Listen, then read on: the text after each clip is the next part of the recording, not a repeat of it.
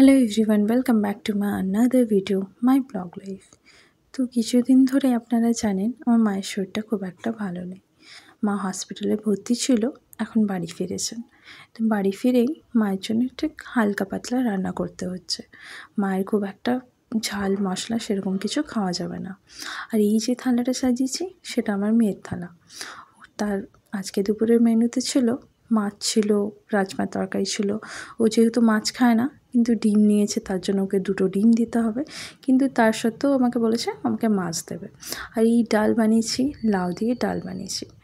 তো এই হচ্ছে আজকে দুপুরে রান্না। কিন্তু মা এত কিছু কিন্তু খাবে না। মা শুধু ডাল ভাত আর ছোট্ট চারাপানা মাছ এইগুলোই মাকে দেবো। মা এগুলো আর বেশি কিছু খেতে পারছে না।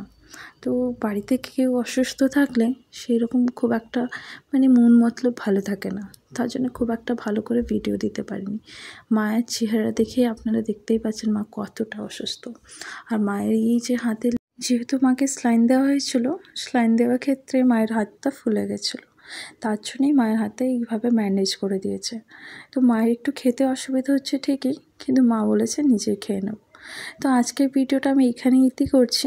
দেখা হবে নেক্সট ব্লগে। টাটা।